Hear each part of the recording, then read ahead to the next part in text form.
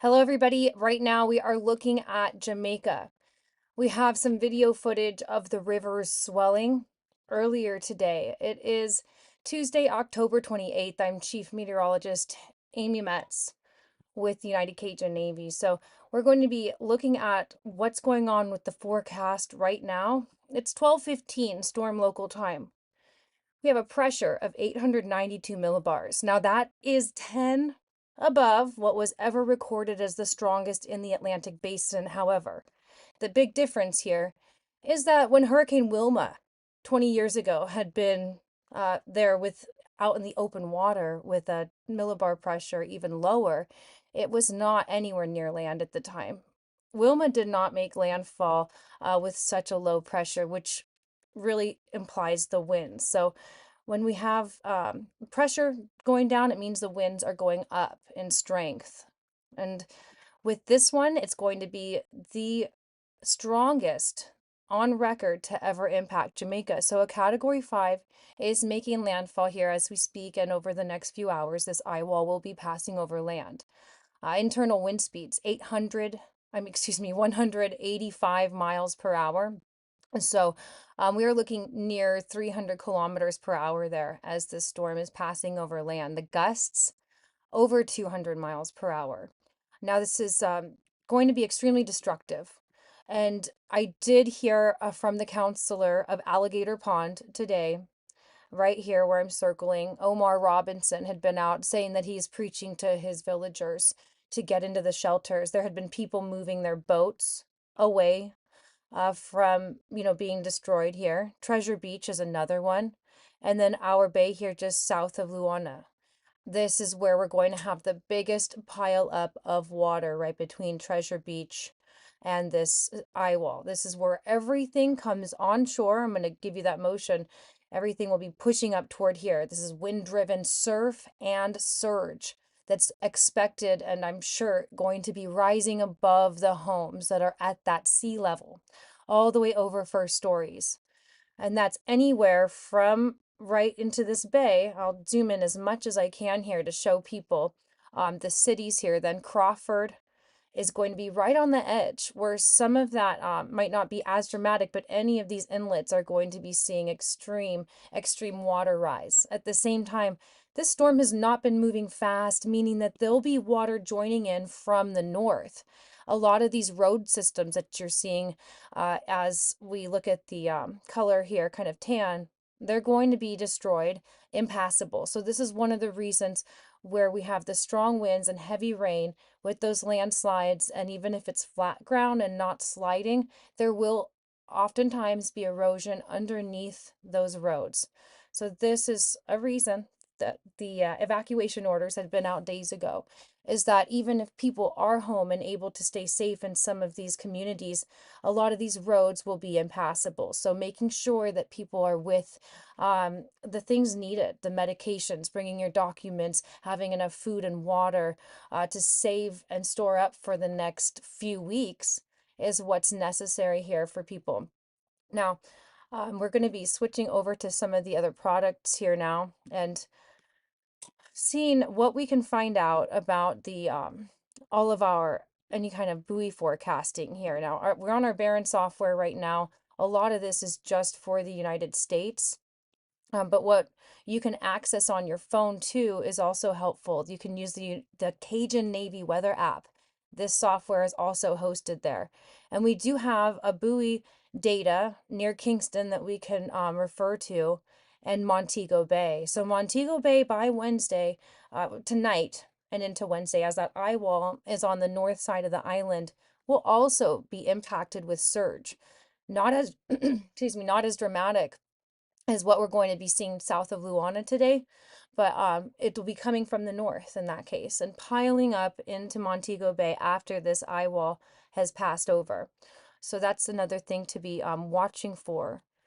Now, the buoy data, we're seeing the time code coming in from 20 minutes ago, and the temperature of water 82 degrees, the wind 25 miles per hour or 22 knots.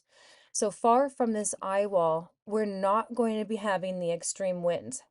Instead, the biggest threat for Kingston is going to end up being the rainfall flooding, up to 2 feet of rain. And that also includes what's already fallen. So I'm talking about total accumulations from this storm. In Haiti, there were already some deaths. I'll back out and show this in play mode. In Haiti, they had had some landslides yesterday that instigated at least 3 deaths. Now, this is going to be much more dramatic for Jamaica. If Highway 13 there that connects Kingston to the north side of the island has any landslides, that's going to make a big problem there as far as passage from one side of the island to the next. I do believe a lot of that mountainous highway will end up becoming destroyed with landslides. In many cases, it can take months to fix that kind of thing, and also months to fix the power across the whole island that is likely to be going out. So another feature we have on here with our Baron software is I know it exists on the app too. You can go ahead and see power outages. And so I'm looking through to see any kind of power outage information we can find on here right now with our online application.